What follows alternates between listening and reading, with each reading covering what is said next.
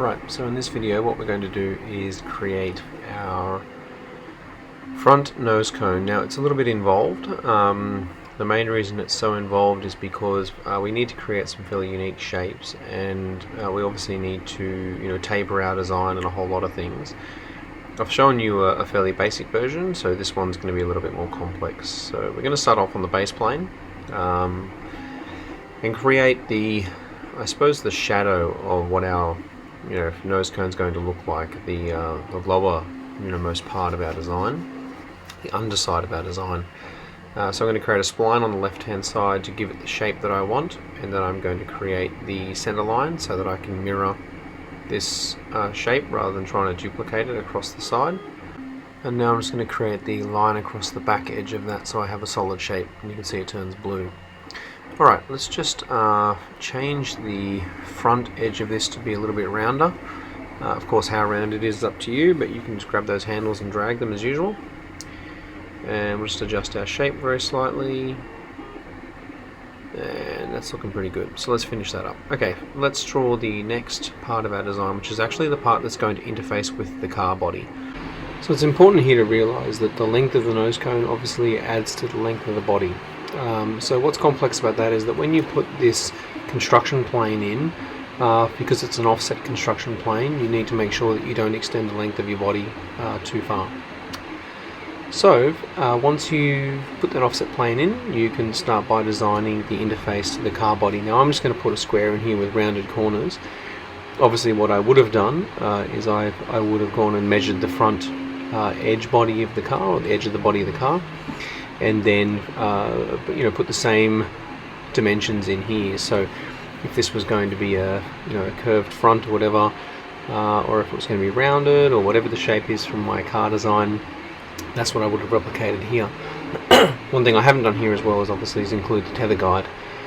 Now I wanted rounded front edges, or sort of bottom edges on the front part of the car nose cone here, just to round that out. Again, it's going to depend on your overall design as to what you're planning to do. So the little circles in the corner, and of course we trim out those little edges down there, and that looks pretty good to me. We'll just trim these out so they don't get in the way later, and we're all good. So we'll finish that sketch, and we're going to move on now to creating the physical shape of the body. Now we need to bring those axes down from the back side of this design to the front. Now what we're going to do is create a point at each corner here, pointed vertex. So we're going to go OK on that corner, and then we'll create a second one on that top left hand corner up there as well. And then you can see I'm going to add you can see those little construction points at the end of those vertical lines there on the circles that I created, so they'll be perfect for what we're going to do. Create a axis between 2 points and bring that down from the interface side of the design to the bottom shadow part of the design. So what we're going to do is I just noticed that we don't really have a dividing line here that's going to give us a center reference for our front of the sort of nose cone design. So add a little line there in the middle, and with the line there in the middle we'll be able to use that to add a center point reference between the sort of interface and then the shadow part of our design. So we'll go through here and put an axis again between 2 points. We're going to do that bottom corner down to the back sort of right hand corner of the car. We're going to do one from those 2 points there, so we need another construction and then an axis between 2 points. I always seem to lose these menu items. So there's our another 2 points. We'll create that axis there, and now we're going to go ahead and do the rest of them.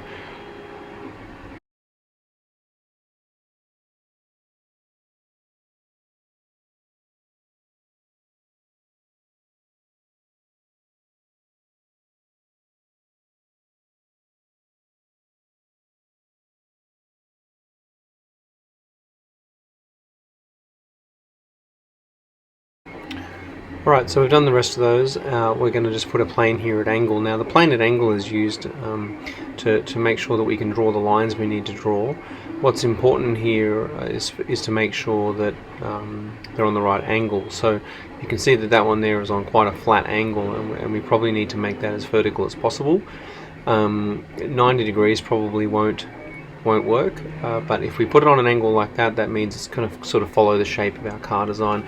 But you can edit that later on, of course, if you need to. So let's add a new sketch onto that new plane that we've just created, and we're going to do a spline. Now you'll see that I can't actually draw onto the corner of that box, and the reason is because they're not projected. Those corners aren't projected yet. So remember the projection tool under create and then project, and then we're going to select the sort of top corner of the box.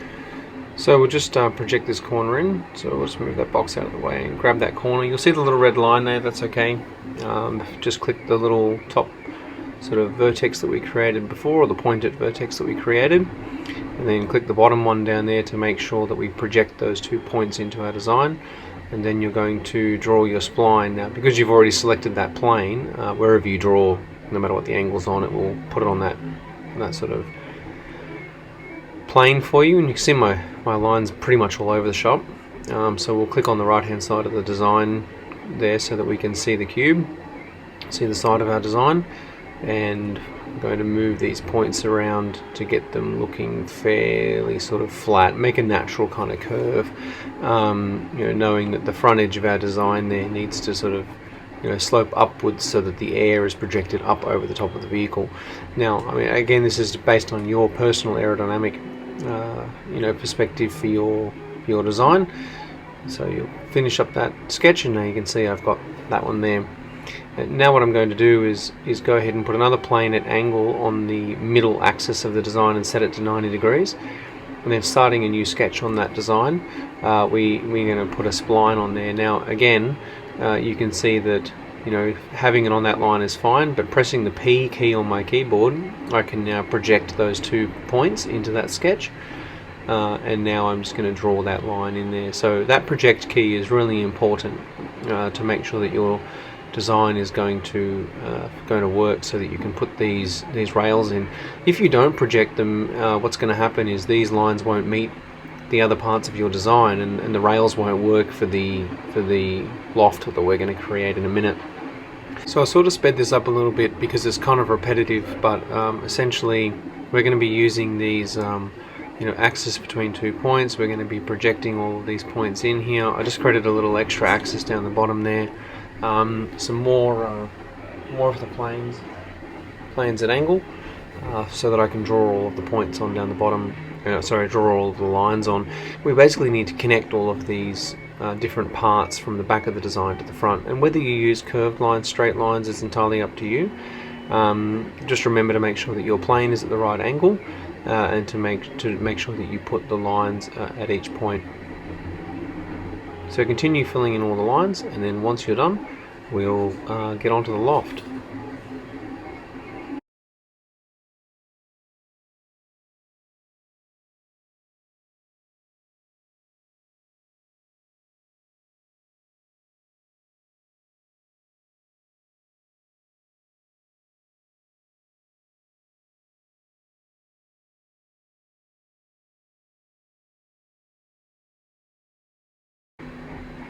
Alright, you can see me skimming around here a little bit, but essentially I've got all my lines in place now.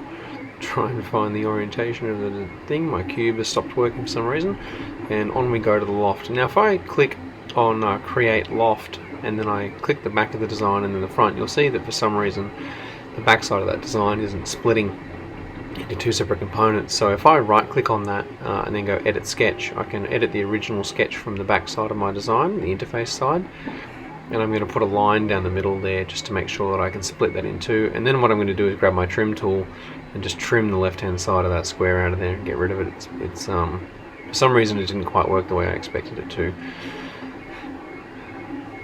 So if you've got to do that, then that's fine. Those 2 points are projected, so we'll have to leave those in place.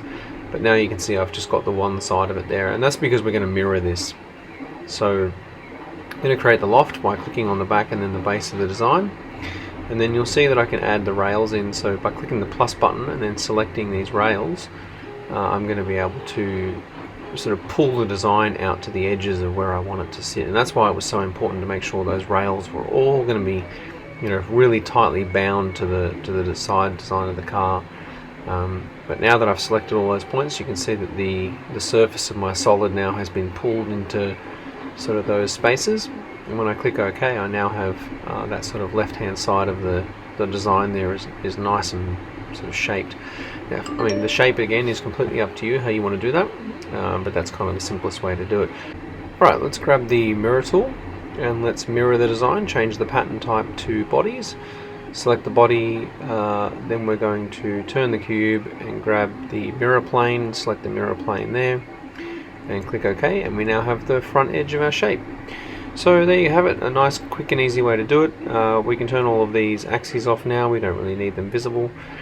Give us a bit of a cleaner view, and then close that up, and then you'll see that's the view with the front edge of the front nose comb. And then in the next video we're going to add the aerofoils and the little wing tips at the end, and we should be pretty much right to go.